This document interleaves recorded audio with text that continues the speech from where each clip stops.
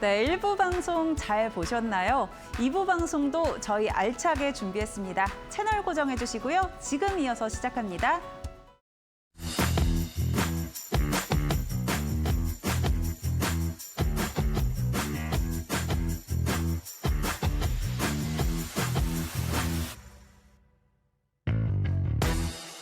네, 어쨌든 경제 초대석 2부 시간입니다. 자, 이 시간은 대한민국 대표 기업 CEO 또 기관장 분들을 모시고 여러 가지 얘기를 나누는 시간인데요. 오늘은 특별히 글로벌 건설 인프라 시장 동향과 함께 한국 기업들의 도시 수출 또 해외 건설 진출 전략들 자세히 살펴보도록 하겠습니다.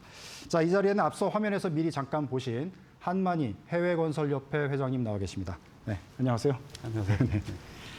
자, 해외건설협회장이시지만 국토부에서도 오랫동안 일하셨고 도시 전문가이시고 그러다 보니까 제가 먼저 요거부터 질문을 드리고 싶은데 얼마 전에 그 AICT 개발 관련해서 정부에서 이제 TF 발족을 하고 네. 방향을 제시했는데 우리 회장님께서는 어떻게 보셨는지 좀 의견을 여쭙고 싶습니다. 예, 우리가 스마트 시티라는 건 얘기는 많이 들어보셨을 텐데요. 네. 예, 요즘은 워낙 AI가 일반화되다 보니까 네. AICT에 대한 관심도 많이 높아지는 것 같습니다.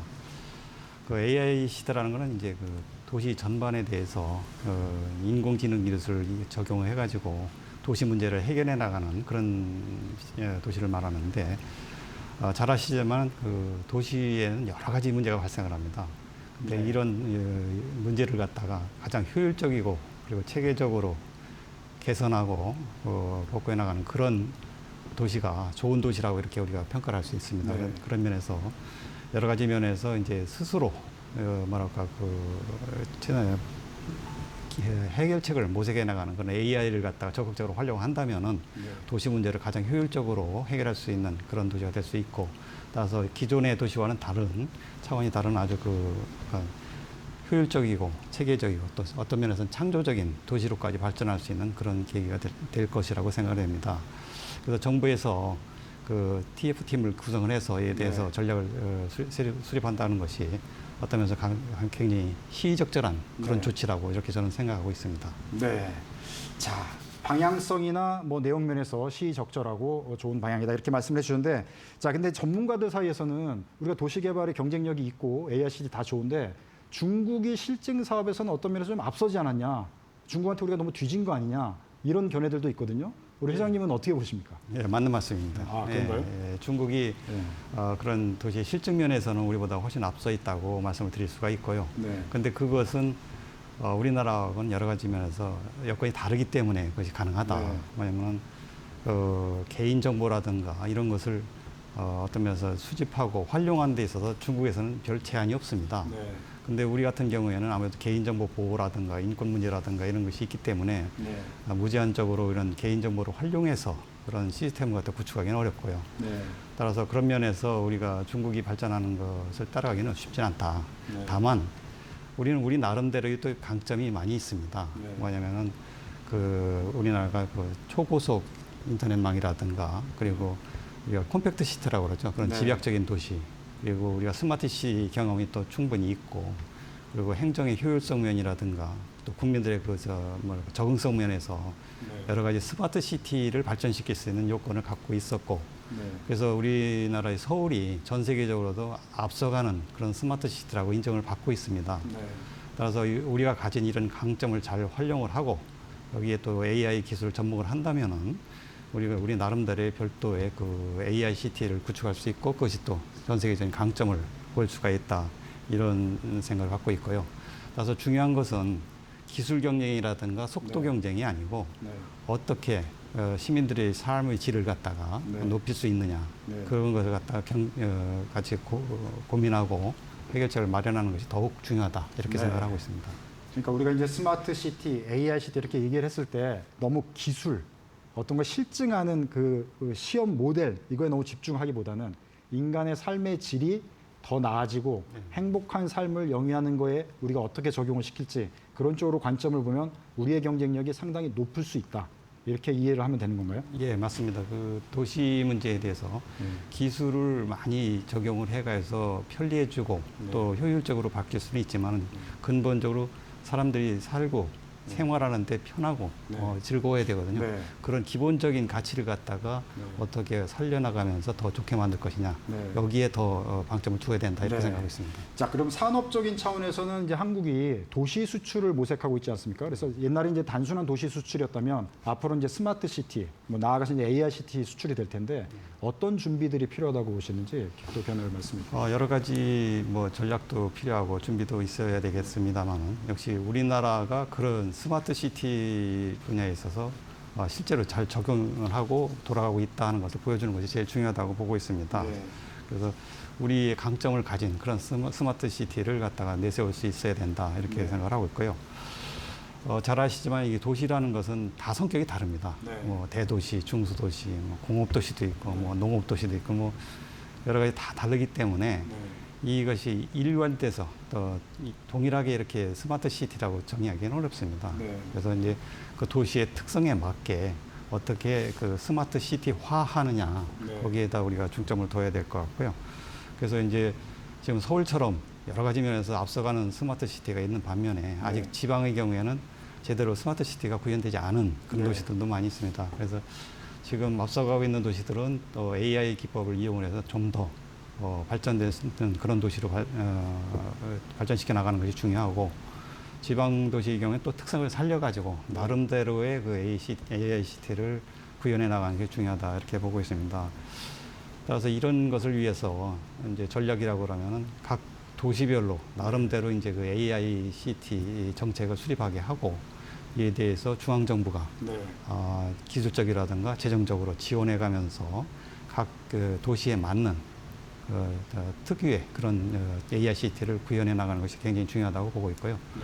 그리고 외국에 우리나라 한국형 스마트 시티 또는 AI 시티를 수출한다 할 때 우리가 중요한 것은 이제 이건 국제 관계고 다른 네. 나라의 문화하고 또 연결되는 문제가 있습니다. 따라서 우리나라 나름대로의 고유의 그 스마트 시티를 갖다가 접목해서 아니면 이식한다 이런 개념을 떠나서 그쪽 문화하고 잘 융합할 수 있는 네. 그런 연구라든가 사전에 협조라든가 이런 것을 많이 우리가 고민을 하면서 네. 진행을 시켜야 될 것으로 이렇게 네. 생각합니다. 자, 도시 수출을 하더라도 문화를 생각을 해야 된다. 예. 네. 중요한 포인트를 말씀해 주셨다는 생각이 갑자기 들었습니다. 자, 그럼 협회에서도 해외건설협회에서도 관련한 준비를 많이 하고 계신 걸로 알고 있는데요. 어떤 것들을 준비하고 계신지 또 소개를 해주시죠. 예, 저희 그 해외건설협회에서는 그 도시 수출과 관련돼서 여러 가지 뭐 정책 연구라든가 네. 그리고 해외 발주처와의 네트워크 형성 그리고 회원사 지원 프로그램 이런 것을 저희가 진행 중에 있습니다. 네. 그런데 특히나 저희가 이제 지난 3월에 융복합 KCT 플랫폼이라는 것을 발족을 시켰습니다. 네. 그것은 뭐냐면은 기존에 우리가 도시를 건설하고 할 때는 뭐 아파트를 짓고 상가를 짓고 해서 이제 도시가 형성된다 이렇게 생각을 하지만은 네. 실제는 거기에 들어가는 다양한 기능들이 있습니다. 네. 우리가 생각하면 소프트웨어라고 볼 수가 있죠. 또 요즘에는 콘텐츠 산업이라고 하는데 그런 네. 것이 같이 잘 어우러져야지만은 살만한 도시가 됩니다. 그래서 지금 우리나라 건설업체나 개발업체가 외국 나가가지고 도시를 건설한다. 거기에 만족해서는 되지 않고 우리나라가 내세울 수 있는 또 외국 사람들이 좋아하는 그냥 한국의 콘텐츠를 갖다 같이 건설업체, 개발업체가 같이 내보내야지만 그것이 외국에서도 받아들여질 수 있는 네. 그런 경쟁력이 있는 도시가 된다. 그래서 우리가 스마트 시티, AI 시티를 수출한다고 할 때는 그런 적어도 그런 같은 콘텐츠 산업과 연계해서 같이 나갈 수 있는 그런 체제가 필요하다고 보고 저희 해외건설협회에서 융복합 KCT 플랫폼이라는 것을 발족을 시켰습니다. 네. 그래서 이제 그 플랫폼 속에서 여러 가지 이제 그 각 기업들이 네. 나름대로 이제 장점을 제시를 하고 이걸 갖다가 우리 건설업체들이 개발하는 그 해외 도시에다가 얹혀가지고 네. 살만한 그런 해외 도시를 만들기 위해서 여러 가지로 준비를 하고 있고 또 실제로 많은 참여를 하고 계십니다. 네. 그래서 저희가 이제 그 일환으로 해서 지난 7월 달에 융복합 KCT 플랫폼 설명회를 가졌습니다. 그래서 이제 건설업체는 이제 그 진행 중에 이제 해외 도시를 갖다가 설명을 하고 또 각종 콘텐츠 업계에는 또 같이 나갈 수 있는 그런 프로그램들을 갖다가 설명하는 기회를 가졌었는데 네. 약 100여 명이 참석해가지고 네. 각 기업 대표라든가 전문가들이 참석해서 아주 열띤 호응을 보였고 그래서 이렇게 같이 협업해서 나가는 것이 상당히 비전이 있다 이렇게 느끼게 됐습니다. 네. 자, 올해 보면 건설업계 차원에서 보면 해외 건설 수주 실적이 괜찮은 것 같아요. 그래서 분위기가 좋은 것 같은데 예. 전체적으로 지금 현재 상황, 그다음에 올해 전망 어떻게 보시는지 설명을 해주시죠. 예, 작년에 저희가 371억 불 수주를 했고요. 네. 거의 또 작년 말에 누적 수주 1조 달러를 달성을 했습니다. 이게 1조 달러라고 하면 잘 감이 잘 안 오실 텐데 우리나라 산업 중에서 반도체, 자동차에 이어서 세 번째로 수출해서 1조 달러를 달성한 것입니다. 그래서 네. 어떤 면에서는 상당히 획기적인 그런 결과였는데요. 그를 통해서 우리 해외 건설이 국가 경제 하나의 중요한 한 축이다 하는 것을 다시 한번 인식할 수 있는 계기가 돼서 굉장히 기쁘게 생각을 합니다. 올해는 현재 수주가 잘 되고 있어가지고 상반기에 310억 불을 넘었고요. 네. 9월 현재로 보면 373억 불 정도를 달성을 하고 있습니다. 네. 그래서 현재로서도 작년 실적을 넘어서고 있는데요. 네. 가장 큰 이유가 이제 체코의 두코바니 원전을 우리가 수주한 네. 것이 역시 가장 큰 영향을 미쳤다고 볼 수 있습니다. 그렇지만 앞으로 이제 중동이라든가 아시아에서의 여러 가지 플랜트 수출 네. 그런 것이 계속되고 있고 또 미국에 또 우리 제조업들이 진출하면서 거기에 대한 공장 건설이나 이런 것이 계속되고 있기 때문에 네. 금년 말까지 500억 불 수출은 가능할 것으로 저렇게 기대를 하고 있습니다. 네. 근데 이제 저희가 2조 달러를 이제 달성하기 위한 전략도 세우고 거기에 대해서 이제 여러 가지 노력을 해야 되는데 지금 현재 상황이 녹록지 않습니다. 네. 이제 글로벌 리스크라든가 또 이제 이중 간의 갈등이라든가 여러 가지 여러 여건이 만만치 않은데 거기에다 또 후발 경쟁국들이 가격 경쟁력을 네. 토대로 해서 열심히 또 이렇게 따라오기 때문에 우리 업체들이 상당히 어려운 상황에서 이제 분투를 하고 있습니다. 네. 이를 극복하기 위해서는 역시 기존에 우리가 강점을 가진 석유화학이라든가 이런 플랜트 그런 걸 계속적으로 수주해 나가는 한편으로 네. 우리가 원전이라든가 SMR 그리고 태양광 같은 그런 이제 에너지 분야로 또 이렇게 포트폴리오를 또 다양화할 필요가 있고요. 네. 그리고 또 미국이라든가 유럽과 같은 선진국가 그리고 아프리카나 중남미 같은 그런 신흥 시장에 대해서 진출을 확대하기 위해서 여러 가지 힘을 모으고 있습니다. 그래서 어렵지만은 업계와 정부 그리고 관련 업계가 관련 기관들이 다 같이 힘을 모으면은 계속적으로 우리 해외 건설이 발전해 나갈 수 있을 것으로 이렇게 네. 생각을 하고 있습니다. 네.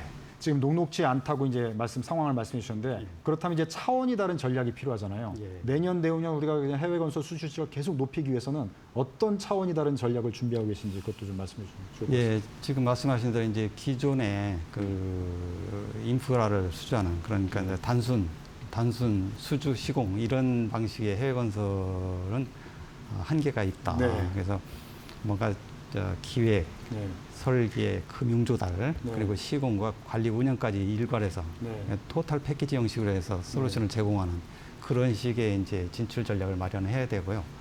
대표적으로 이제 PPP라든가 네. 도시개발 수출이라든가 이런 것을 통해서 하나에서 새로운 전략으로 더욱더 확대를 해나가야 한다고 이렇게 생각하고 있습니다. 근데 이것이 가능하려면은 역시 정밀하고 광범위한 정보 수집 네. 그리고 글로벌 네트워크를 구축하는 문제 그리고 가장 중요한 또 금융 조달 문제 이런 네. 것을 다 같이 해결을 해야 되는 그런 과제가 있습니다. 그래서 저희 협회에서는 다양한 경로를 통해서 최신의 정보를 수집해서 각 업체들한테 전파하기 위해서 노력을 하고 있고요. 네. 그리고 이제 글로벌 네트워크가 굉장히 중요하기 때문에 우리가 건설 업계라든가 그리고 또 뒤에 말씀드리는 이제 GIC 같은 참여 인사들 네. 그리고 또 우리 장기 초청 연수 과정이 있습니다. 거기에 네. 통해서 배출된 우리 이수자들을 갖다 엮어가지고 하나의 글로벌 네트워크를 통해서 우리 업체들이 진출하는데 네. 도움을 줄 수 있도록 이렇게 노력을 하고 있고요. 가장 중요한 이제 금융 조달 문제에 있어서는 정부에서도 이 중요성을 인식을 해가지고 금년도에 1조 1천억 불 상당의 제2차 PIS 펀드를 조성을 했습니다. 네. 그것을 이제 ODA라든가 EDCF 자금과 연계하고 그것이 또 일반 금융과 연결해가지고서 복합금융 형식으로 해서 네. 우리 업체들이 진출하는데 지장이 없도록 이렇게 다방면으로 이렇게 지원을 해나가고 있습니다. 네. 이 과정에서 이제 저희 협회도 이 수출입은행이라든가 무역보험공사, 카인드와 같은 기관들과 협조를 해가지고서 긴밀한 협조 체제 속에서 이제 업체들을 지원할 수 있도록 노력하고 있고요. 특히 도시개발 사업과 관련해서는 아까 말씀드린 그 융복화 KCD 플랫폼이 있는데 거기에 금융기관까지 포함을 시켜가지고 어떤 면에서는 금융 문제까지 해결해 나가면서 진출해 나가도록 하겠습니다. 자, 해외건설협회 같은 경우에 지금 매년 가을에 정부와 함께 그 해외 발주처 분들 초대해가지고 글로벌 그 포럼 행사를 크게 여는 걸로 알고 있거든요. 예, 예. 이게 어떤 행사인지 소개를 좀 해주시죠. 그 저희가 2013년부터 그 전 세계 이제 주요 발주기관 그리고 그 국제 금융기관들의 주요 유력 인사들을 초청을 해가지고서 우리 건설업체들과 만날 수 있는 미팅의 장을 만들고 네. 있습니다. 그것이 글로벌 인프라 패밀리 컨퍼런스라고 하는데요. 네. 올해는 다음 주 9월 16일부터 네. 18일까지 웨스턴 서울 파르나스에서 개최될 예정입니다. 네. 이번에 우리 정부 인사들 그리고 업계까지 해외 인사까지 포함해서 약 500명이 참석할 예정으로 있고요. 네. 이번에 그 해외 고위급 발주처 인사들과 우리 업체들의 그 만남의 기회 그리고 우리 업체들의 역량을 또 소개하는 그런 시간을 갖도록 이렇게 하겠습니다. 네. 자, 그러면 이번 행사에서는 특별히 우리가 눈여겨봐야 될 뭐 섹션이나 그런 내용들은 뭐가 있을까요? 예, 그 저희가 하는 것이 이제 여러 가지 섹션을 준비를 하고 있는데요. 네. 그 고위급 양자 회담 또 그리고 네. 다자 회담이 있고요. 그 해외 발주처에서 직접 와서 프로젝트를 설명을 합니다. 네. 그리고 또 1대1 비즈니스 포럼의 비즈니스 미팅이 또 계획되어 있고 거기에다가 MDB 그러니까 네. 이제 다자 개발은행이죠. 거기에 에너지 그리고 도로 철도와 같은 특별한 세션을 또 준비하고 있어서 업체들이 이제 필요한 세션에 참석할 수 있도록 했고요. 그리고 우크라이나 재건 사업에 대한 또 간담회를 별도로 준비하고 있고 네. 또 이번에 처음으로 전 세계 그 각종 협회 네. 단체들과 같이 하나의 그 글로벌 건설 파트너십 프로그램이라고 해가지고 네. 그 업체가 플러스 각 그 단체까지 네. 같이 그 공동 진출할 수 있는 방안을 그렇게 협의할 예정입니다. 네. 시간이 별로 없어서 끝으로 한 가지만 딱 질문 드릴 텐데요. 짧게 답변해 주시면 좋을 것 같습니다. 자, 국토부 차관하시고 또 대학원장 하시고 또 협회장님 하고 계신데 협회장 하시면서 꼭 이루고 싶으신 일 있으면 한 말씀 짧게 부탁드리겠습니다. 예, 저희가 해외건설협회 오면서 그 우리 해외건설이 하나의 국가 경제의 중요한 한 축으로서 계속적으로 역할을 할 수 있도록 그 지원하는 그런 역할을 좀 충실히 해야 되겠다 이런 생각을 했고요. 그런 의미에서 여러 가지 우리 해외건설협회의 그 나가야 할 방향 그리고 여러 가지 다방면의 융복합적인 기능을 합쳐가지고 우리 해외건설이 정말로 과거에 개발연대 우리 그 종합상사들이 했던 역할 이상으로 이제 새롭게 역할을 하는 그런 해외건설이 되도록 충실히 지원 노력하겠습니다. 네. 오늘 바쁘신데 시간 내주셔서 감사합니다. 예, 고맙습니다. 예.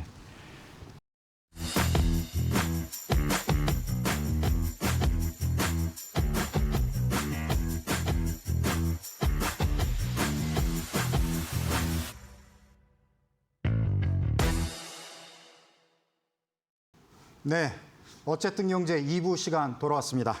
자, CEO 초대석 시간인데요. 이 시간에는 기업 CEO 대표분을 모시고 여러 가지 얘기를 나누는 시간입니다. 오늘은 특별히 가뭄 시대 많이 저희들 이제 접하는데 지난번 강릉 사태도 있었는데요. 가뭄 시대 특히 주목해 볼 만한 그런 화장실 제품 또 이것을 생산해서 널리 유명 제품을 지금 판매하고 계신 회장님이신데요. 경쟁력 제고 방안 없는지 절수 제품들 살펴보고요. 또 코스닥 시장이 또 상장사기 때문에 주가 흐름 이런 것도 좀 진단해 보도록 하겠습니다. 이미 앞서 화면에서 보신 대로 송공석 와토스 코리아 회장님 나와 계십니다.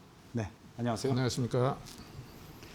자, 와토스 코리아 코스닥이 지금 상장돼 있는 회사인데요. 네. 투자하시는 분들은 아시는 분들도 많이 계시지만 또 일반 분들은 또 모르시는 분들이 계실 수 있기 때문에 회장님 와토스 코리아 일단 어떤 회사인지 간략하게 소개 먼저 부탁드리겠습니다. 회사명은 와토스라면 수세식, 네, TO는 변기, 네, 이제 합성어로 S는 이렇게. 시스템 뭐 네. 이런 식입니다. 그래서 저희들은 지금 현재 그걸 이제 변기라고 하기보다는 네. 흔히 절수 설비라고 합니다. 네, 절수 설비를 만들어서 그것도 이제 여러 가지 그레이드가 있는데 네, 저희들은 1등급이 아니면은 생산을 하지 않습니다. 네. 그래 만들어서 많은 사람들한테 유익함을 주는 것이 네. 목적이라는 생각을 갖고 네. 사명감을 가지고 회사를 경영하고 있습니다. 네.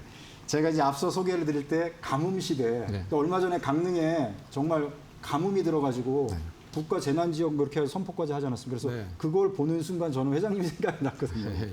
그러니까 이제 물 절약을 하고 사실은 이제 친환경 제품으로 이렇게 판매를 하는 건데 사실은 이제 일반적인 시장에서는 그런 개념들 잘 모르시는 분도 많이 계시고 정책적으로도 좀 여러 가지 해결해야 될 부분도 있고 네. 뭐 이런 상황으로 알고 있는데 어쩌다가 근데 이런 기업을 창업하시고 그런 제품을 생산하기로 결심을 하셨는지 그 저는, 과정을 좀 설명해 주시면 좋을 것 같습니다. 저는 이제 태어나기를 아주 가난한 집에서 태어났습니다. 네. 그래서 이제 중학교 진학을 못하고 이제 돈벌이를 해야 되는 상황인데 17살 때 무작정 상경을 해서 네. 이제 첫 번째 취직한 곳이 그때는 우리가 수세식 변기라고 그러잖아요. 네. 물 잡아당기면 올라오는 네. 그 부속품을 이거 주로 오랜만에 보는데 네, 주로 만드는 그 이제 회사에 이제 취직을 하게 돼서 네. 소위 말해서 지금 이제 그때는 이런 그 거창한 회사가 아니고 네. 그걸 만드는 공업사죠. 공업사에 네. 그 이제 취직을 해가지고 세상에 이제 첫 발을 디디게 됐습니다. 네. 그래서 그럼 이제 먼저 취업을 하신 거고. 네, 그 취업을 해서 열심히 일을 했는데 그 네. 회사가 우리나라에서 유일한 독점 네. 기업임에도 불구하고 네. 제가 한 5년 정도 근무를 했을 때에 네. 17살 때 취직을 했으니까 21살 때 이제 회사가 부도가 난 거예요. 아. 그래서 할 수 없이 이제 일자리를 찾다가 우연히 이제 옛날에 내가 독점 기업인데도 그게 부도가 났습니다. 나- 네, 부도가 났는데 내가 이제 그 우연히 내가 그 회사에서 근무할 때에 거래처를 내가 가봤더니 아, 이 제품을 좀 구해다 달라라고 네. 해서 저는 이제 그 회사에서 어디 창고에 가면 그 제품이 있다는 걸 알았기 네. 때문에 사다 파니까 네. 버스 타고 이렇게 양손에 들고 갔는데 이게 팔다 보니까 한 달 월급이 나오더라고요. 한 번.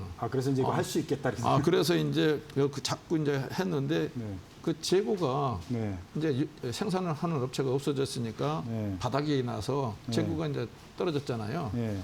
그런데 이제 우리 수요처에서는 또 갖다 달라. 아, 예. 그래서 할 수 없이 그때부터 이제 내가 옛날에 근무했던 회사에 네. 부품을 공급하는 회사에서 부품을 사다가 네. 자취방에서 조립을 해가지고 판매하는 것이 네. 제가 이제 사업을 공식적으로 이제 시작한 그런 계기가 됐습니다. 예. 네. 그래서 이제 어떻게 보면은 내가 이 계통에 들어와서 네. 처음부터 지금까지 네. 하고 있는 건 운명이지 않나. 그러니까 그랬어요. A부터 Z까지 모든 과정을 알고 계신 거네요. 그렇죠. 예. 그래서 우리나라의 이제 그 수세식 변기 문화를 제 머릿속에는 다 기억이 이제 남아 있습니다. 네. 자, 수세식 그 변기, 우리나라 화장실 제품에 대한 모든 A부터 Z까지 이제 다 알고 계신 회장님이신데, 자, 그 과정에 사업을 이제 하시고, 학업도 이제 병행하신 걸로 알고 있고, 엄청난 그 과정이 또 스토리가 있으시더라고요. 그래서 모르시는 분들도 많이 계실 것 같으니까, 그 엄청난 스토리를 짧게 한번 좀 얘기를 해주시면 또 제가 많은 이제, 또 네. 후학들도 또 아직 공부를 또 해야 되는 그런 학생들한테도 또 많이 용기가 될 수도 있을 것 같아서요. 한 말씀 제가 부탁드리겠습니다. 창업한 지가 이제 그때 당시에 한 30년이 정도 경과가 됐는데 회사가 조금 커졌으니까 주위에서 상장을 해라 이렇게 권하더라고요. 네. 그러니까 상장하는 그걸 이제 준비하는 과정에서 보니까 대표이사는 반드시 학력란을 쓰게 돼 있더라고요. 학력란. 예. 그럼 나는 써야 될 게 국민학교 졸업장밖에 없는데 네. 어떻게 하냐. 옛날 말은 국민학교, 지금은 초등학교. 예. 그러니까 제가 다닐 때는 네, 국민학교였으니까. 국민학교, 그래서 아니 보니까 이거는 도저히 내가 여기다 쓸 수가 없다. 네. 그래서 그게 이제 몇 년도입니까? 그게 1973년도인데. 1973년. 그래서 2003년. 2003년. 그러니까 2003년 30년 정도 경과했는데 2003년 상장하려고 보니까 상장을 하려고. 대표이사 양력을 쓰는 간에 네. 그거를 이제 국민학교로 쓰려니까 이게 너무 그랬다. 아니 도저히 이게 쓸 수가 없어. 그렇다고 해서 백지로 낼 수도 없고. 네. 그래서 이제 이거는 안 되겠다 싶었는데 그때 당시에 마치 지금 뭐 실명을 거명해도 되는지 모르겠는데 이해찬 그 교육부 네. 장관께서 네. 대학 입시 다양화 제도를 네. 도입을 하셨어요. 네. 그래 나는 이제 수능을 시험 봐가지고 이거 네. 하라 그러면 몇 년 걸려도 안 됩니다. 네. 불가능하죠. 네. 그래서 뭐 포기를 하고 있었는데 그때 마치 이제 그런 입시 제도 다양화가 네. 생기면서 네. 야 나도 한번 해볼까? 네. 라고 이제 해서 우리 직원한테 도움을 받아가지고 그 친구는 대학교를 나왔으니까 이거 하시면 됩니다라고 얘기를 해서 네.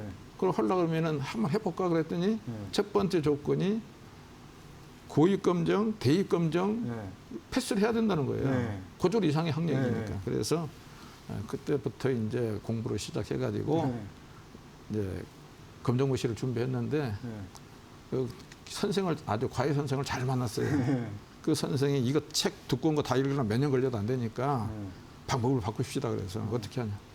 기출 문제를 사왔더라고 이 양반이. 5회가 수록된 게. 이것만 외우세요. 패스하는 게 목적이니까. 그래서 한 90일 조금 지나서 제가 고입 과정은 패스를 했습니다. 그거 쉽더라고요. 거기까지는. 그러면 이제 대학교 가려면 고입 이제 대입 과정을 해야 되잖아요. 그래서 그때는 그 다음에 4월 5일 날 시험이 있다는 걸 이제 확인하고 그 안에 준비를 해서 한번 해보자. 안 될 때 안 되더라도. 그런데 운이 좋게 또 전 과목을 다 패스를 했어요. 그래서 이제 아니 나도 자격이 생겼으니까 대학을 가야지. 다른 문제는 나중이고. 그래서 이제 쭉 찾아보니까 기왕이면 또 욕심을 내봐야 되잖아. 서울대 특례 입학 제도가 없어. 아직 안 됐고. 그럼 나는 회사에서 갖고 온 연대 거기도 없어. 그래서 이제 찾아보니까 그래도 스카이 쪽으로 먼저 살펴봐야 되니까 고대는 있더라고요. 그래서 거기에다 응시를 해서 다행히 1학기 수시로 합격을 해서 2005학번으로 학교를 다녔습니다. 아주 젊은 친구들하고 그러니까 학교. 처음에 저 식당 첫날 가서 식당에 가서 학교 식당에 가서 밥 먹으러 갈 때 학교 애들이 다 인사를 하더라고요. 교수라고 착각을 하고. 근데 그 다음부터는 이게 들통이 나버리니까 인사도 안 하더라고요. 그런 에피소드가 있었습니다. 자, 그런 과정을 통해서 이제 학업도 맞추시고 이제 대학도 맞추시고 그리고 상장해서 이제 대표이사 양력도 이제 당당하게 쓰시면서 고려대학교 경영 있었습니다. 그렇게 지금 사업을 하시고 이제 상장을 하셔서 지금까지 이끌고 계시잖아요. 그럼 이제 다시 이제 기업 얘기로 넘어가서 절수하고 층간 소음도 위에 그 줄일 수 있는 굉장한 제품을 만드셔서 팔고 계신데 주가나 이런 그 증시 차원에서의 기업은 왜 각광을 못 받는지 사실 저는 그게 계속 궁금하더라고요. 저희가 만든 제품은 이제 우리 소비자들이 직접 선택해서 설치를 해서 사용하는 제품이라기보다는 주요 이제 전방 산업이 이제 건설사들이죠. 건설사들은 이제 다 우리나라는 독특하게 화장실까지 몽땅 다 세터해서 꾸며놓고 열쇠만 갖고 들어가잖아요. 그러다 보니까 우리 소비자들이 저희 제품을 직접 접할 수 있는 기회가 많지는 않았습니다. 그러니까 이제 우리 주식 투자를 하는 사람들도 우리 회사에 대해서 잘 모르죠. 언론에서 이렇게 이제 보도를 해주고 그러면 다행인데. 그런데 이제 하다 보니까 우리 제품이 상당히 문제가 많았어요. 그때부터 이제 내가 이거를 갖다가 제품을 개선해야 되겠다고 생각하려고 열심히 했는데 하다 보니까 이제 KS 규격이 있고요. 그 다음에 이제 법이 또 있잖아요. 그런 것들에 우리 제품이 안 맞아요. 그런데 현재 돼 있는 규진들도 상당히 미흡한 부분이 많았습니다. 그래서 처음에는 우리가 물을 아끼기 위해서 큰 탱크에 물을 가득 채워가지고 안에다가 백돌도 넣고 페트병도 넣고 그랬는데 그거 해봤자 1, 2리터밖에 절감이 안 되거든요. 그래서 내가 이거 근본적으로 이걸 해결하려고 그러면은 이 변기 자체의 기능을 구조를 바꿔야 되겠다라고 얘기를 해서 우리가 이제 연구를 시작했는데 처음에는 우리가 이제 13리터 쓰던 거를 10리터로 줄였다가 그래도 이제 우리가 더 발달해야 되지 않겠느냐 그래서 6리터로 줄였다가 4.8리터로 줄였다가 4리터로 줄였다가 양변기에 대해서 가장 물을 많이 쓰는 것이 양변기거든요. 그래서 지금은 이제 4리터만 가지고도 완벽하게 수세가 되는 그런 제품을 만들어서 이렇게 이제 보급하기 시작하고 있는데 이제 그 과정에서 이제 법도 개정이 되고 그랬는데 사실상 법이 잘 안 지켜져 가지고 실망을 하고 있습니다. 근데 법만 제대로 지켜진다 그러면은 우리 제품이 좀 많이 팔리지 않겠나. 그 제품이 어쨌든 설치 자체가 지금 다른 거라고 얘기를 들었는데 그렇습니다. 층간 이 소음이 이게 절감되는 게 이 위쪽에 이걸 설치를 한다고. 그렇습니다. 이제 우리가 이제 화장실에서 지금 주로 접하는 거는 윗집에서 물을 내리면은 밑에 층에서 잠자고 있는데 소리가 들리잖아요. 그거는 우리 이제 슬라브에 구멍을 뚫어서 파이프를 배관이 이게 뚫어버리니까 뚫어가지고 남의 집 천장에다가 이게 보면은 배관이 돼 있어요. 그게 다 노출이 됐으니까 소리가 나죠. 그래서 이제 우리가 이제 화장실에서 소음은 그거를 우리가 층상에다가 바닥을 뚫지 않고 벽으로 박아로 놔도 하면은 소리가 전혀 안 들립니다. 근데 그건 우리가 해결할 수 있어요. 근데 이제 우리가 마루 위에서 뛴다든가 이런 거는 행위 소음이라 그래서 안 뛰면 안 나잖아요. 설치의 문제가 아니라 이제 행동의 문제. 그건 행위 소음이고 우리는 구조적인 소음이니까 이게 구조를 이렇게 바꾸면 되겠다. 그렇게 해서 이제 그 법도 개정이 됐습니다. 이게 최근에 이제 법이 개정이 됐는데 네. 옛날에는 이제 까막글씨만 이게 지금 이제 그 칭하백원에 네. 대해서는 설명이 돼 있어요. 네. 그래서 이거는 이제 국회에서 그 법을 바꾸고 네. 국토부가 다행히 수용을 해줘서 네. 층상배관 또는 이렇게 돼 있습니다. 층상배관을 네. 하도록 돼 있는데 또는 돼 있으니까 층하배관 할 경우는 이러이러한 조건을 갖춰야 된다. 네. 이렇게 법이 개정이 돼서 이제는 이제 반응이 조금 오기 시작하는데 이 그림을 네. 보시면은 네. 요게 이제 층하배관을 해서 네. 이음새가 많잖아요. 네. 이게 비용이 많이 들어가고 네. 하자 누수도 많이 생길 수 있습니다. 네. 근데 여기는 아무 없잖아요. 여기서부터 네. 파이프 하나 여기 베개까지 바로 나가니까. 네. 그래서 이거는 비용도 싸게 맥히면서 혹시 이게 보이실지 모르겠는데 우리 회장님 이거 들고 오셔가지고 그래서 지금 네. 현재 이런 것들은 우리가 이제 소비자들이 좀 알아놓으시면은 프린트를 훨씬 더 해놓고 좀, 들고 네. 오셔가지고 그래서 지금 그럴까요? 현재 저희들이 이제 네. 이렇게 해서 층상배관은 네. 해결을 했고요. 이제 이게 설치를 어떻게 하냐에 따라 이게 달라지는 겁니다. 이게 그러니까 그러니까 설치의 문제죠. 위에다 하느냐 밑에다 네. 하느냐. 네. 네, 그래서 이제 법적으로도 이 내용이 나와 있고 법적으로도 이제 근데 의무사항은 아닌 거네요. 그러니까 또는이라 또는으로 그랬으니까 돼 선택을 있으니까. 하라. 네. 그런데 권고사항이니까 권고사항. 그래서 사실은 이제 권고보다는 조금 더 강한데 네. 그래서 지금 저희들은 이제 그 우리 건설사들이 네. 원가가 절감이 되면은 채택할 거 아니냐. 네. 그래서 저희는 층하배관보다는 층상배관을 하는 비용이 네. 한 10% 내지 20% 싸게 맥힙니다. 아 설치 비용도 아니 모든 총 토탈 비용이 토탈 비용이 아니 그런데도 안 할 겁니까? 나는 하라고 이제 강요를 그건 하죠. 일종의 그냥 관성의 법칙이라고 봐요. 하던 대로 그냥 하다 보니까 그렇습니다. 이게 이제 하도로 내려가다 보니까 나는 네. 이거 안 해봐서 못해라고 네. 하는 경우도 있고 그래서 하여튼 네. 뭐 이렇게 됐습니다. 네. 자 그러면 앞으로 이거를 풀어갈 방법은 어떤 게 있을까요? 우리나라 수도법에요. 네. 신축은 말할 것도 없이 절수 설비를 설치해야 한다고 돼 있고 네. 그럼 여기 갖고 왔습니다. 잘 안 보일 테니까 네. 기존에 사용하고 있는 화장실도 네. 숙박업소 체육시설 공중화장실에 대해서는 네. 2012년 말까지 11월 네. 14일까지 교체해야 한다고 법이 만들어졌습니다. 아 교체해야 된다. 네, 해야 한다고 했어요. 네. 근데 하나도 안 교체가 해야 안 됐어. 해야 된다고 돼 있는데 안 하는 거는 안 해도 되는 건가요? 아니요. 그러니까 이제 저 수도법 13조, 이제 15조 3항에 보면은 네. 그거 설치하지 이제 교체하지 않았을 때는 네. 시장 구청장은 이행을 명할 수 있다라고 돼 있어요. 아. 그럼 이행을 명해야 되잖아요. 어. 한 번도 명해 본 적이 없어요. 어. 그러니까 이게 행정이 거기까지 미치지 못하고 있다는 얘기고 또 수도법의 87조에 보면 과태료 부분이 있는데 네. 이행을 명하지 했는데도 불구하고 이행하지 않았을 때는 네. 과태료 500만 원, 네. 처음에 걸리면 500만 원, 네. 그다음에 700만 원, 1000만 원까지 네. 과태료를 물리도록 돼 있어요. 네. 그래도 안 지켜주고 있는 게 아. 행정력이 거기까지 미치지 못하니까 물을 낭비하고 있다. 네. 거기까지만 가면은 네. 법만 제대로 지켜지면은 우리가 물을 네. 하루에 한 1억 톤 이상, 한 달에 1억 톤은 줄일 수 있다. 그렇게 생각합니다.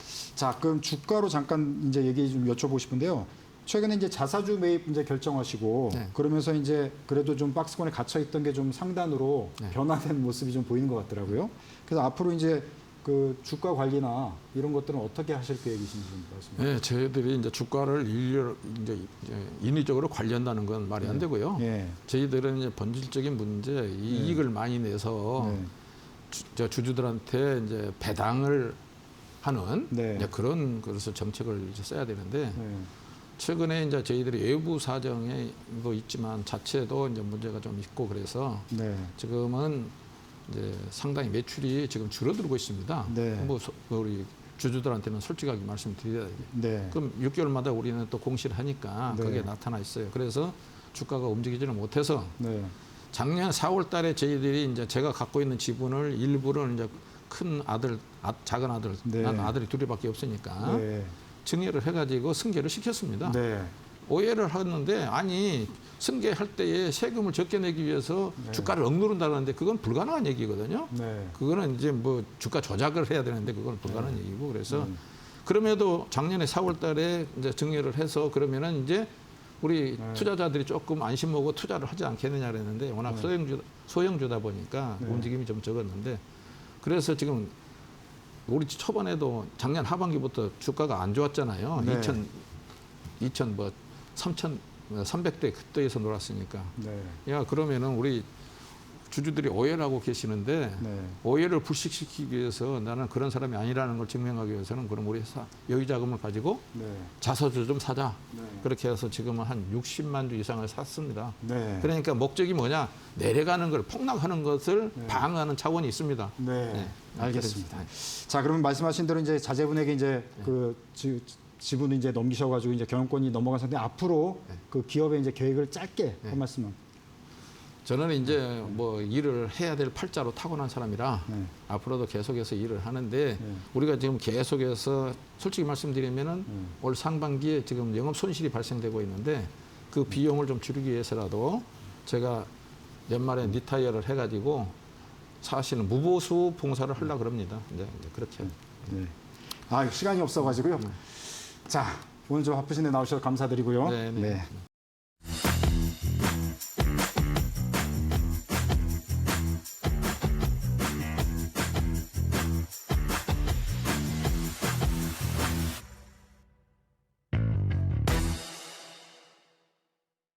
네, 어쨌든 경제 CEO 초대석 2부 코너입니다. 자, 어쨌든 경제 CEO 초대석은 우리나라 대표 CEO분을 모시고 여러 가지 얘기를 나누는 시간인데요. 오늘은 특별히 미국, 한국 증시 시장을 정확히 좀 진단을 해보고 앞으로의 투자 전략을 좀 자세하게 짜드리는 시간 마련했습니다. 자, 이 자리에는 앞서 화면에서 보신 이채원 라이프 자산운용 의장께서 나오셨습니다. 네, 안녕하세요. 네, 안녕하세요. 네.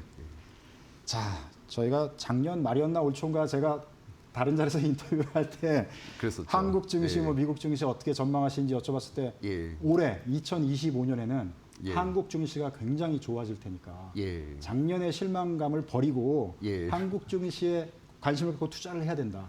여러 맞습니다. 가지로 열변을 토해 주셨는데 예. 제가 볼 때 다 맞았다고 보이거든요. 그래서 아, 참 예. 대단하시다. 그런 거를 아유. 올해 내내 사실 느끼면서 저는 시장을 봤습니다. 예. 그래서 현재 이런 거를 나름대로 또 자체 평가를 해주신다면 어떻습니까? 예. 뭐 너무 감회가 새롭죠. 네. 사실 작년 12월 초만 해도 네. 너무 우울했었고 네. 코스피가 2,360포인트까지 하락을 했었고 네. 그 기준으로 보면은 PER이 8.9배 정도니까 네. 전 세계 평균보다 반 이하로 낮은 가격에 거래가 네. 돼서 네. 세계 가장 저평가된 시장이었죠. 네. 그때 상황을 이제 좀 돌이켜 보면은 네. 사실 뭐 마치 나라가 망했다는 듯이 말씀하신 분들도 그러니까 이게 많았고. 지금 시장이 좀 괜찮으니까 사람들이 잘 잊어먹었는데 네, 그렇습니다. 작년 예. 한 해 거의 내내 되게 그렇죠. 암울한 분위기 속에 시장이 그렇죠. 한국 증시가 이대로 진짜 망하는 예. 거 아니냐 맞습니다. 그런 분위기였거든요. 환경이 뭐 너무 안 좋았고 글로벌 경제도 또 이렇게 후퇴하는 그런 시기였고 극도로 부진한 내수 경기, 네. 또 삼성전자를 비롯한 주력 산업들의 실적 부진, 네. 거기다 관세 리스크까지 부각되면서 네. 마지막으로 이제 결정적으로 그 계엄 선언까지. 네, 계엄이 터지니까 너무 제가 우울해가지고 그날 네. 좀 화도 좀 나고 고민을 많이 하다가 가만히 생각해 보니까 내가 이럴 때가 아니면 언제 주식을 사지? 이런 네. 생각이 드는 거예요. 네. 더 이상 나올 리스크가 하나도 없는 거예요. 모든 악재가 다 노출이 모든 되고 악재는 다 나온 예, 그런. 주식은 너무 싸고 네. 그래서 그렇게 말씀을 드렸었는데 다행히 이제 6월부터 신정권이 들어서면서 우리가 잃었던 그 리더십을 네. 회복을 하면서 6개월간의 정부 공백기를 회복하면서 주가가 급반등했고 네. 그 이후에는 이제 뭐 정부의 적극적인 내수 배양 정책이라든지 자본시장 선진화 정책 이런 네. 것들이 나오면서 코스피가 이제 여기까지 왔습니다. 네. 예. 그래서 하여튼간에 지금 전반적으로 많이 회복이 돼서 예. 전체적으로 이제 분위기가 좋은데 일단은 오늘은 많이 지금 조정을 받았어요. 그렇습니다. 네. 그래서 이제 숨고르기 장세라고 볼 수도 있고 예. 어떤 분들은 또 우려하시는 분도 있고 그런 분도 계신데 자 그러면 한국 증시가 지금 단계별로 지금 잘 밟아 올라왔어요. 예. 이 상황에서 살짝 숨고르기 조정 장세를 지금 겪고 있어요. 앞으로 지금 어떻게 전개가 될 거로 보시는지 또 상승하기 위한 조건들은 예. 어떤 것들이 필요한지 좀 말씀을 해주시죠. 단기적으로 보면 네. 지금 가장 우려되는 건 이제 관세 관세. 협상이 문제가 될 것 같고 네. 지금도 25%씩 세금을 내고 있기 때문에 네, 현재는 아직 한국이 타결이 예. 종결이 안 됐기 때문에 맞습니다. 25%로 좀 자동차에 한해서 맞습니다. 그렇게 예. 되고 있는데 그렇게 되면은 사실 3분기 실적이나 4분기 실적이 상당히 안 좋게 나올 가능성이 큽니다. 네, 대부분의 시가총액 상위 기업 중에서 이 수출 관련주들이 많지 않습니까? 네, 현대자동차도 마찬가지지만 네, 그런 부분이 좀 걱정이 되고 네, 또 하나 우려할 사항은 이제 세제 개편안이 이제 어떻게 결론이 날 세제 것인가가 개편안. 이제 네. 가장 큰 관건이 될 거고 네. 그간에 뭐 우여곡절이 있었지만 여기까지 오면서 중간에 조정을 한번 했었잖아요. 네네. 그때 이제 바로 이제 세제 네. 개편안에 실망을 하면서 네. 사람들이 뭐 대주주 양도세가 이제 15억 원이나 50원. 배당소득 분리과세도 네, 굉장히 그것도 후퇴한 있고. 안을 네. 발표를 했기 때문에 네. 조정을 받았었는데 다시 거기에 대한 또 기대감이 네. 또 좋아질 거다, 더 네. 좋은 안이 나올 거다라는 네. 얘기가 나오면서 이제 반등을 한 거거든요. 네. 그래서 이런 현상들이 좀 단기적으로는 이제 네. 두 가지가 가장 큰 요인이 될 것 같아요. 관세 네. 협상이 어떻게 될 것이냐, 네. 세제 개편안이 어떻게 나올 것인가. 네. 자, 한국 증시의 단기적인 변수는 관세, 예. 한미 간의 관세 예. 협상이 이제 어떻게 마무리될 것인지 그게 한 가지가 있겠고, 그다음에 세제 개편안, 예. 정부가 추진한 세제 개편은 어떻게 마무리가 되는지 그거를 살펴보고 시장을 접근하면 되겠다. 맞습니다. 그러면 예. 한국 증시가 장기적으로 계속 예. 상승 추세 내지는 완전 레벨업이 되기 위해서는 또 어떤 조건들이 필요하다고 보십니까? 코리아 디스카운트의 가장 큰 원인은 네. 과거에는 4가지 정도로 얘기를 했던 것 같아요. 네. 잘 아시고 계시는 지정학교 리스크가 네. 있었고 북한이 미사일 쏠 때마다 이제 네. 다들 걱정을 했는데 네. 요즘은 거의 뭐 뉴스도 안 나오는 네. 것 같아서 그 리스크는 많이 둔화된 것 같고 네. 두 번째는 산업 구조가 네. 너무 대외 의존도가 높고 경기에 민감하다는 거죠. 네. 과거를 돌이켜 보면은 시가총액 상위 기업들이 대부분 이제 시클리컬 기업들이 많았었잖아요. 네. 근데 지금 상위 종목을 한번 봐보세요. 거의 최첨단 반도체, HBM을 비롯해서 뭐 2차 전지, 바이오, 우주항공 이런 산업들이 포진을 하고 있기 때문에 네. 그 리스크도 없어진 것 같아요. 남아 있는 건 2가지밖에 없는데 첫 번째는 우리가 어떤 투자자 보호 장치 이런 게 좀 미흡했다. 네. 말하자면 우리가 주식을 하다 보면은 가끔 가다 보면 항상 있는 일은 아닙니다. 네. 근데 1%의 주주는 1%만큼 보호를 받고 10%의 주주는 10%만큼 보호를 받고 혜택을 받아야 되는데 간혹 가다가 20, 30%를 가지고 있는 지배주주가 7, 80%를 가지고 있는 일반 주주의 이익을 합병, 분할, 터널링을 통해서 편취하는 현상이 간혹 발생을 해요. 네. 이러다 보니까 주주의 비례적 이익이 보호되고 있지 않았던 거죠. 네. 그래서 우리가 한국 주식 과연 안심하고 장기 투자할 수 있는가를 네. 고민해 보면 장기 투자하기 어려웠던 것 같아요. 네. 과거에 제가 투자에 실패한 요인도 보면 2013년까지는 그런 대로 작동을 했는데 2014년에 저금리 디프레이션이 오면서 좀 그로스 사이클이 오면서 좀 모멘텀 투자 성행을 했고 그간에 제가 좋아했던 좋은 가치들을 놓고 보면 10년 전에 굉장히 쌌어요. 그래서 네. 너무 싸다고 투자했는데 10년이 지났는데 더 싸져 있어요. 아. 그러니까 밸류 트랩에 빠져가지고 네. 단순히 싸다고 샀더니 네. 그건 계속 더 싸지고 주가가 안 오르는 거예요. 아. 이유를 돌이켜 보면은 결국은 거버넌스의 문제였다. 네. 주가가 오르길 원하지 않았던 겁니다. 회사는. 근데 우리는 주가가 오르길 원하지만 네. 그런 문제점들 때문에 이런 현상이 벌어졌던 거고 이런 첫 번째 요인은 상법 개정으로 깔끔히 해결이 된 것 같아요. 네. 그런 예. 가장 한국 증시의 문제점으로 지적하신 맞습니다. 거버넌스의 문제가 예, 이번에 상법 개정으로 맞습니다. 해소가 된 것 같다. 예. 제 382조 3항에 네. 이사의 충실 의무가 개정이 됐지 않습니까? 네. 여태까지는 기업의 이사들은 회사만을 위해서 일했다고 하면 앞으로는 회사뿐만이 아니고 주주. 모든 주주를 위해서 충실하게 네. 일을 해야 되기 때문에 네. 이제는 그런 일이 이제 없어질 거로 보고 있습니다. 네. 그 부분 때문에 이제 코스피가 3천이 넘어갔다고 저희는 해석을 하고 있고요. 네. 그 이후의 상승세는 이제 두 번째 디스카운트 요인이 해결이 돼야 되는데 네. 두 개는 다 세금에 관련된 겁니다. 네. 그래서 규제를 하고 상법을 개정하고 이런 것들은 좀 채찍에 해당되는 거고 네. 사실 당근이 필요한데 네. 당근은 이제 세제 개편을 통해서 이제 시행을 할 수가 있는 건데 네. 주주 간의 이해관계의 불일치가 가장 큰 디스카운트 요인으로 지금 남아 있습니다. 네. 지배주주와 일반 주주 간의 이해관계가 달라요. 네. 이 세상의 모든 주주나 투자자들은 주가가 오르기를 원하잖아요. 네. 근데 유독 이제 국내에는 주가가 오르기를 원하지 않는 기업들이 꽤 있는 것 같아요. 네. 왜냐? 상속세가 네. 60%입니다. 그게 연관이 돼 있으니까. 예. 우리나라에 상장돼 있는 대기업의 대주주의 최고 세율은 60%이기 때문에 뭐 2세대 정도까지 가면 10몇 %밖에 안 남죠. 네. 100이 있어도. 네. 그렇기 때문에 주가가 오르면 세금만 더 내야 되니까 주가가 오르기를 절대로 원하지 않습니다. 네. 두 번째 요인은 이제 배당금인데요. 네. 우리가 주식을 투자해서 돈을 벌 수 있는 방법은 2가지밖에 없잖아요.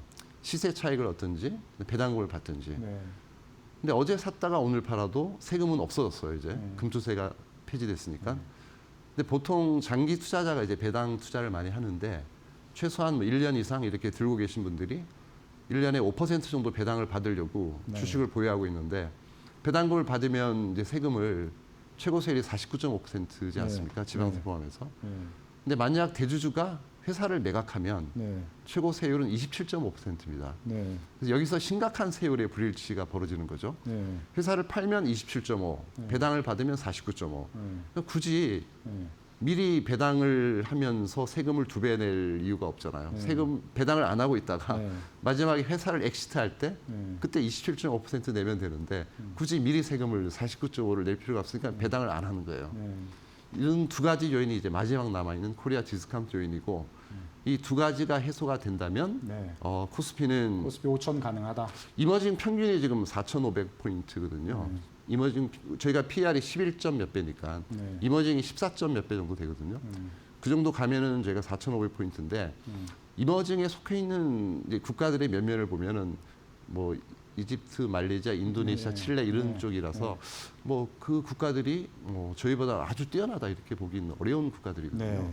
그 정도는 충분히 가야 되는 거고 일본 수준까지 가면 5,000포인트 정도고 대만 수준까지 가면 5,500포인트 정도인데 그거는 물론 이제 기업의 실적도 중요하고 지금 현 수준 이상의 실적을 유지하고 코리아 디스카운트의 남은 두 가지 요인 배당소득 분리과세와 상속세 문제가 해결되면 충분히 갈 수 있다고 볼 수 있습니다. 예, 알겠습니다.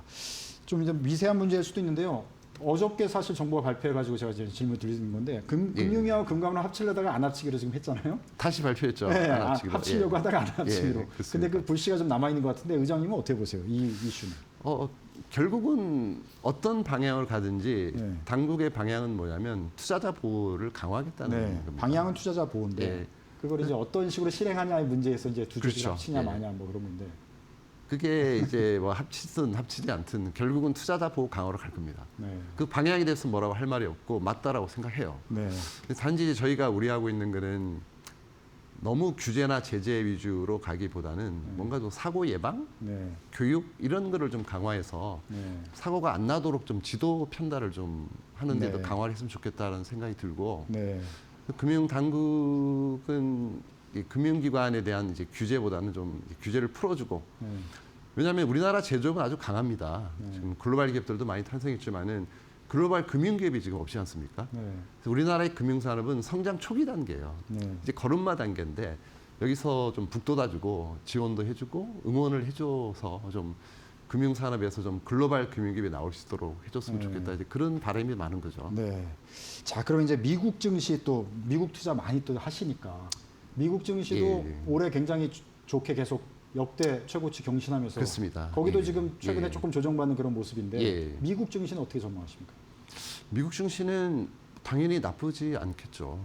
금리나 예정이 돼 있고 물론 미국의 좀 재정이 좀 문제가 되긴 합니다. 그래서 관세 같은 것도 결국은 제가 들은 얘기는 미국의 그 재정 중에서 재정 지출 중에서 이자로 지급하는 게 올해부터 거의 50%에 육박한다는 얘기를 들었어요.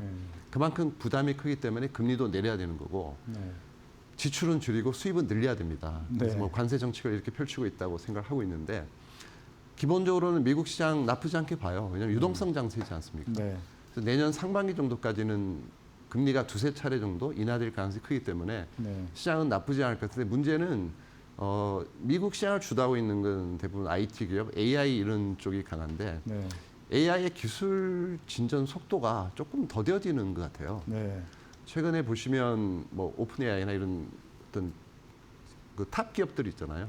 미국의 M7 기업이라고 얘기할 수 있는데 그런 기업들도 그렇고 기술의 진전 속도라든지 어닝 서프라이즈가 과거처럼 그렇게 놀랍지는 않거든요.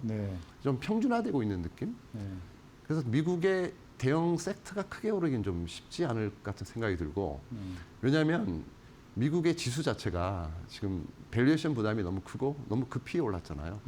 그 3년 연속 이렇게 지수가 오른 적은 드문 케이스이기도 하고 내년에 또 오르면 4년 연속은 정말 거의 없거든요. 미국의 나스닥의 밸류에이션을 보시면 멀티플이 지금 28배, 29배 정도 나오지 않습니까? 이거를 1도로 계산을 해보시면 뭐 3% 정도 나오는 거거든요.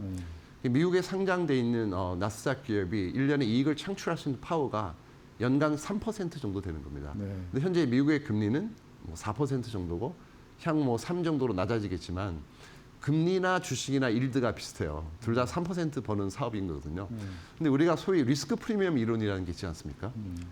주식은 위험하죠. 네. 주식은 채권보다 위험하기 때문에 일드가 높아야 되고 PR이 낮아야 돼요.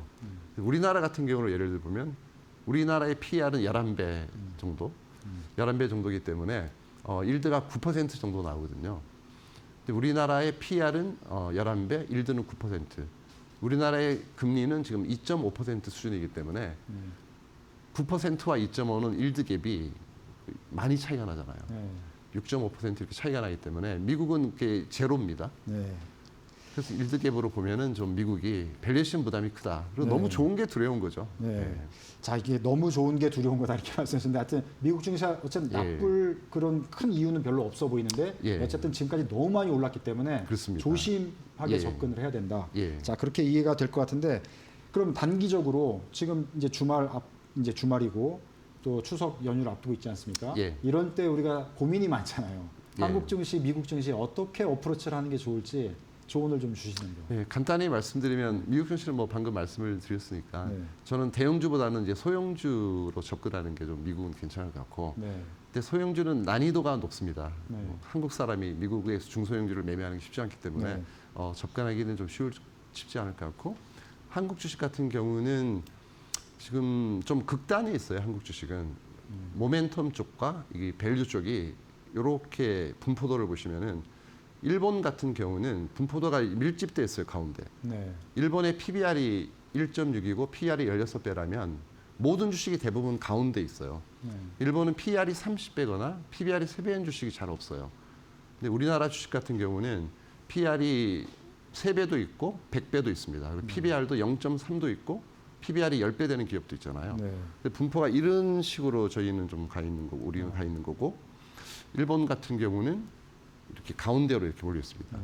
그래서 한국 주식을 투자해서 성과를 내는 방법은 이쪽에 모멘텀 쪽에서 아주 비싼 주식을 단기 매매를 잘해서 돈을 벌든지 네. 아니면 이쪽에 아주 싼 쪽에 있는 주식을 좀 이쪽으로 끌어당기는 작업을 해서 성과를 내든지 이제 두 가지 방법밖에 없는데 저희 같은 경우는 저희 회사는 이쪽을 많이 쓰고 있습니다. 네. 너무 싼 쪽에 가 있는 걸 적정 수준으로 가는 방향으로 네. 그런 전략을 구사하고 있습니다. 지금 말씀하신 거를 좀 더 궁금해서 여쭤보면 지금 라이프 자산 운영하고 계신 예, 거잖아요. 예. 그럼 라이프 자산 운영의 투자 전략을 저희가 참고를 하면 그래도 예. 이제 적용을 해볼 수 있을 것 같은데 예. 현재 투자 전략을 좀 공개해 주실 수 있는 수준에서 말씀해 주시면 어떤 게 있습니까? 지금 방금 말씀해 주신 말씀드린 거를 대로 조금 더 풀어서요. 우리나라 평균 PBR이 1배면 1배에 밀집이 돼 있어야 되는데 이쪽에 0.5 쪽에 많이 가 낮은 있는 쪽에. 거거든요. 예, 이유가 뭐냐면 거버넌스 예. 이런 것들 때문에 그런데 근데 거버넌스가 좋거나 좋아질 거든지 아니면 개선할 의지가 있는 기업을 네. 찾아서 그 기업에 투자를 하고 또 이런 기업들이 어떤 좋은 비즈니스 모델을 가질 수 있도록 저희가 도와주고 응원해주고 네. 그래서 이 기업들의 밸류에이션이 PBR이 0.5인데 정상 수준 네. 1배 이상을 갈 수 있도록 도와주는 작업을 하는 게 저희의 주주 협력주의라고 하는 거거든요. 우호적 행동주의를 뛰어넘는 네. 저희는 기업과 절대 싸우지 않습니다. 네. 기업을 도와주고 응원해주고 같이 성장해 나가는 네. 그런 전략을 쓸 거기 때문에 네. 저평가돼 있는 대형주의 인게이지먼트를 해서 네. 좋은 저희가 제안을 하면서 네. 거버넌스도 개선하고 그다음에 그런 기업이 어떤 주주하는 의지나 네. 기업 가치나 주주 가치를 개선할 의지가 있는 기업에만 투자를 해서 좀 성과를 내는 게 저희 전략입니다. 네. 자, 지금 라이프 자산 운용을 운영하고 계신데 창업의 동기와 함께 사실은 한국에서 워런 버핏이라는 별칭도 이제 갖고 계셔서 언론에 많은 관심도 받고 계신데 전체적으로 예. 투자의 비전, 철학 이런 걸 좀 예. 짧게 말씀해 주시면서 앞으로의 좀 예. 방향에 대해서 말씀해 주시면 많은 참고가 될 것 같습니다. 저희 회사의 사명이 LIFE, 라이프입니다. 예. 라이프는 Long Term Investment for Everyone의 약자거든요. 이름 자체가 이제 장기 투자, 예. 가치 투자. 모두를 위한 장기 투자의 약점이고 네. 모두라는 게 기업, 저희 네. 임직원, 화면으로 투자자, 나오는데요. 예, 다 포함된 거고요. 네. 그래서 저희 철학, 경영 철학이나 운영 철학은 여기에 담겨 있습니다. 모두를 네. 위한 장기 투자라고 말씀드릴 수가 있고, 네. 그리고 뭐 투자자분들한테 좀 특별히 이제 말씀드리고 싶은 거는 이 세상에 누구에게나 완벽한 운영 전략은 없습니다. 네. 하지만 나한테 딱 맞는 전략이 있겠죠. 저희는 워낙 겁이 많고 돈을 잃는 걸 싫어하니까 네. 보수적이고 소박한 이제 투자 전략을 구사를 하는 거고 네. 본인한테 맞는 전략이 뭐 가치 투자가 아닐 수도 있잖아요.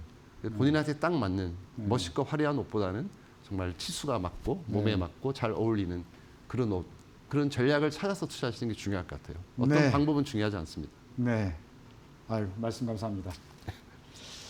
자, 앞으로 우리 투자 시장 그리고 이제 증시 선진화에 예, 늘 기여하는 라이프 자산운용 그리고 의장님 되시기를 응원하고 지켜보도록 하겠습니다. 네, 오늘 감사합니다. 바쁘신데 시간 주셔서 감사합니다.